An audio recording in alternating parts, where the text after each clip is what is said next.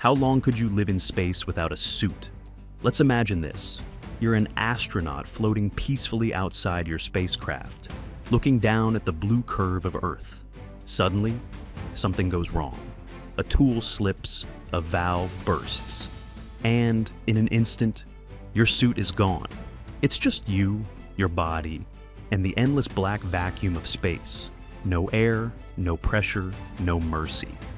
So, how long would you last? First, forget what you've seen in the movies. You wouldn't explode like a balloon or instantly freeze solid. Hollywood got that wrong.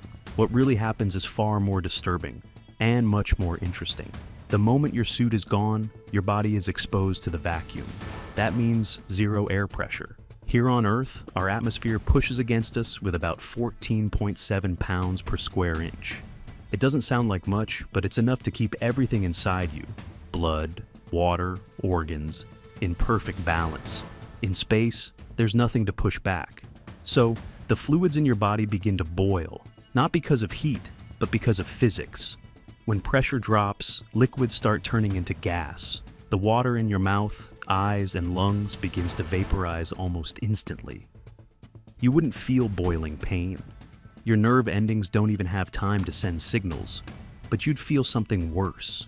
Your tongue swelling, saliva bubbling, and your chest expanding as your lungs desperately try to hold an air that's no longer there. If you try to hold your breath, that's the end.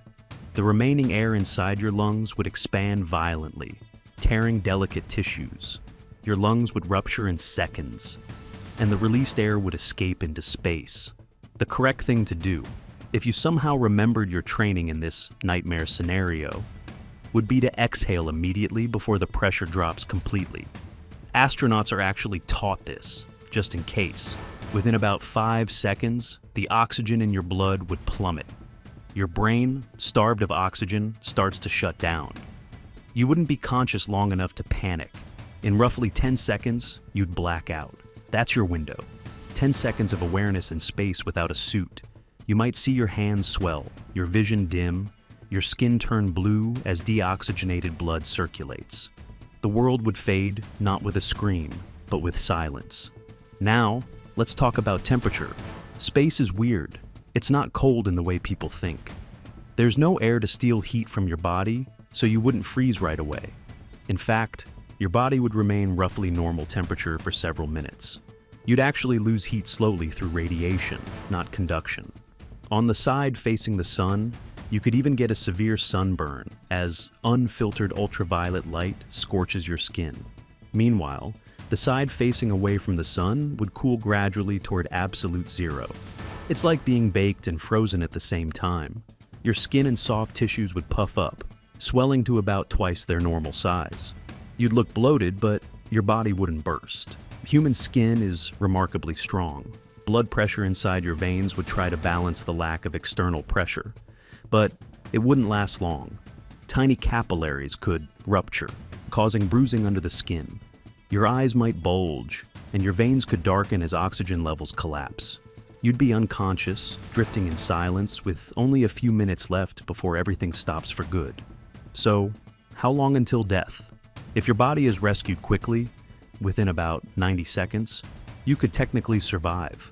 Scientists learned this the hard way through accidents during vacuum experiments. In one incident, a test subject's suit depressurized inside a chamber. He lost consciousness after 12 seconds, but was revived after being repressurized 30 seconds later, and lived to tell the story. His last memory before blacking out? The saliva on his tongue boiling. After 2 minutes, however, the damage becomes irreversible. Without oxygen, your brain cells begin to die. Your heart might keep beating faintly for another minute or two, but your blood would no longer deliver oxygen to vital organs. In 3 minutes, you'd be clinically dead. By 5 minutes, even if someone dragged you back into the ship, it would be too late. Your tissues would be riddled with gas bubbles, like decompression sickness on steroids. And yet, your body wouldn't disintegrate or vanish. You'd remain a floating, mummified figure, slowly spinning through space. Because there's no bacteria or oxygen to decompose you, your corpse could last for millions of years, preserved like a cosmic fossil. You might orbit Earth silently, a reminder of what happens when fragile life challenges the void. So, to answer the question, you could stay conscious for about 10 seconds, survive for maybe 90 seconds, and die completely after around 3 minutes. Not long enough to call for help, but long enough to realize just how hostile the universe really is. Still, there's something strangely poetic about it. We humans are the only creatures who ever dared to leave our planet, to step into the nothingness that surrounds us. Space doesn't hate us, it simply doesn't care. It's the purest form of indifference. And yet, despite that, we keep exploring. We build suits, ships, and stations. We dream of walking on Mars. We reach farther into the darkness, knowing exactly what waits for us if we fail. So, the next time you look up at the stars, remember, survival out there is measured in seconds. And the fact that we've managed to last even a little longer, that's what makes us truly extraordinary.